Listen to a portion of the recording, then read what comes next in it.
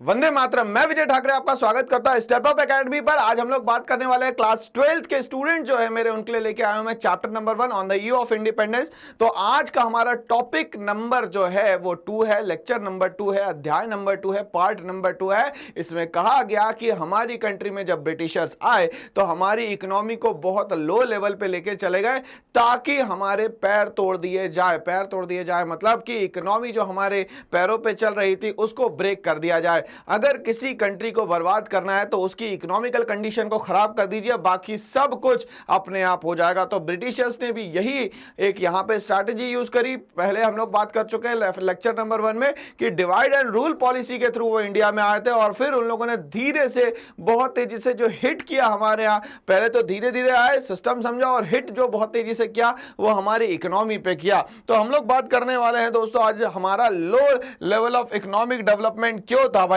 Under the colonial rule, इसको हम लोग समझेंगे। तो हमारे पास जो भी कमाई के साधन थे, जो भी सोर्सेस थे, उन सब को यहां पे ब्रिटिशर्स ने कंटिन्यूअसली हैम्पर्ड करा, ब्रेक करा, तोड़ दिया गया।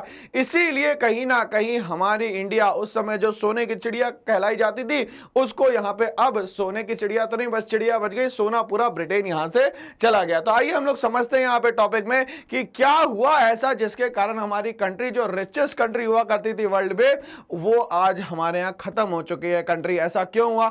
बट अब हम लोग बात करें तो हमारी इकोनॉमी धीरे धीरे करके बहुत तेजी से ग्रो कर रही है। लगभग बात करें हम लोग तो 5th लार्जेस्ट इकोनॉमी बनने वाली है और 3.75 ट्रिलियन की इकोनॉमी बन चुकी है।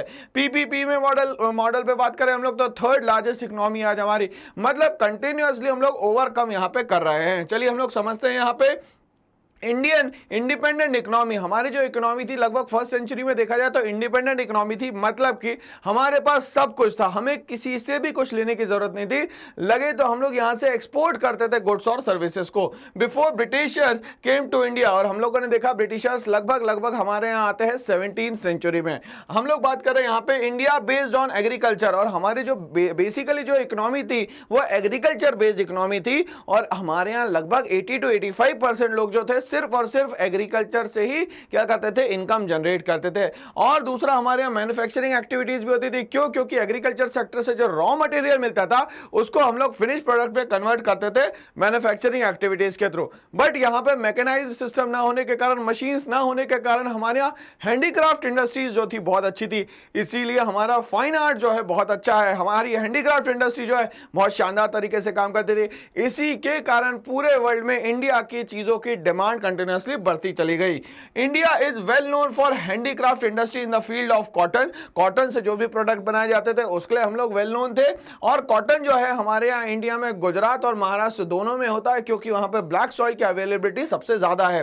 सिल्क के बहुत सारे हमारे यहाँ जो क्लोथ्स बनाए जाते थे वो बहुत डिमांड में थे। मेटल से जो वर्क किए जाते थे वो बहुत ज्यादा डिमांड में थे। प्रेशियस स्टोन्स का यूज किया जाता था। Work reputation of the fine quality of material, colonial government concerned with protection and promotion of economic interest for home country Britain. अब उनको कहीं ना कहीं डर लगने लगा, अगर मान लेते हैं इंडिया इस तरीके से काम करते रहा, उसके पास पैसा रहेगा तो इसके पास सोचने की ताकत आएगी और एक दिन ऐसा आएगा कि ये हमें भगा देगी। तो इसीलिए उन लोगों ने डर के कारण हमारी हैंडीक्राफ्ट इंडस्ट्री को जो पूरा का पूरा हैम्पर्ड कर दिया, ब्रेक कर दिया, और हमें बना दिया रॉ मटेरियल का सप्लायर और बोला कि बस आप लोग सप्लाई करिए, हम लोग आपको फिनिश प्रोडक्ट बना के देंगे। और ये तो सही हुआ कि उन लोगों ने ये कर दिया कि भाई मशीन से बना के गुड्स दिए यहाँ पे, सस्ते गुड्स दिए यहाँ पे, बट उसके कारण हमारी हैंडीक्राफ्ट इंडस्ट्री जो है वो यहां पे बंद हो गई। तो ये कहीं ना कहीं हमारे जो इकोनॉमिकल सिस्टम है उस पे कंटिन्यूअसली हिट करा गया थ्रू द ब्रिटिशर्स। आगे हम लोग बात करते हैं and transforming the country into supplier of raw material. अभी तक के हमारी कंट्री जो थी सप्लायर थी फिनिश गुड्स की, और इसको कन्वर्ट कर दिया गया, बना दिया गया supplier of raw material and consumer of the finish goods from the Britain. और वहां पे पूरे गुड्स बना के और यहां पे इंडिया में लाके वो क्या कर देते थे, डंपिंग कर देते, जिसके कारण यहां पे एक सबसे बड़ी जो प्रॉब्लम आती है उसको बोलते हैं हम लोग अनएम्प्लॉयमेंट। अनएम्प्लॉयमेंट इतना ज्यादा हो गया कि अंडर द ब्रिटिशर्स फिर हम लोगों को जाके काम करना पड़ा।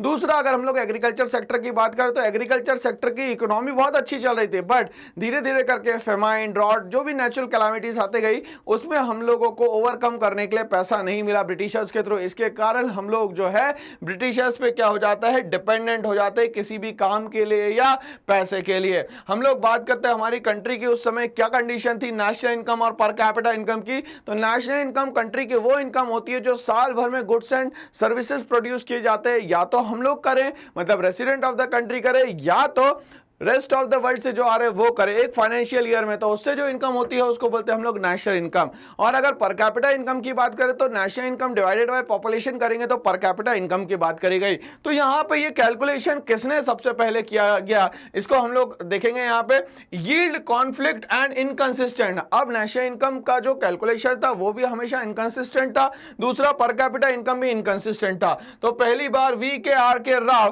का जो डेटा था उन्होंने जो कैलकुलेशन किया उसको यहां पे सिग्निफिकेंट डेटा माना गया, जिसमें हमारी कंट्री की ग्रोथ बताई गई कि हमारा जो एग्रीगेट रियल आउटपुट था in the first half of the 20th century, first half of the 20th century का मतलब ये हो गया यहां पे 1901 से लेके 1950 तक के first half of the 20th century हो गया। इसमें बोलता है कि लेस देन 2% हमारे यहां पे नेशनल इनकम की ग्रोथ थी और हाफ ग्रोथ थी in per capita income output per year, मतलब पर कैपिटा इनकम जो है लगभग आधा ही बढ़ रहा था। और अगर हम लोग बात करें यहाँ पे कि नेशनल इनकम तो हर साल देखा जाए तो सिर्फ 2% से भी कम बढ़ रही थी यहाँ पे, जो कि हमारे लिए बहुत बड़ा प्रॉब्लम था। अब ये बहुत बड़ा प्रॉब्लम हो गया तो उसका सॉल्यूशन तो हमें चाहिए, तो सॉल्यूशन ये रहेगा कि भैया अब हम लोग क्या करें, अपनी इकोनॉमी को सेल्फ डिपेंडेंट इकोनॉमी बनाए, तभी ब्रिटिशर्स को यहां से भगाया जा सकता है। तो ऐसे ही और वीडियोस के लिए बने रहिए मेरे साथ। करना एक छोटा सा काम, इस चैनल को लाइक शेयर सब्सक्राइब करना ना भूलें। Thanks for watching all.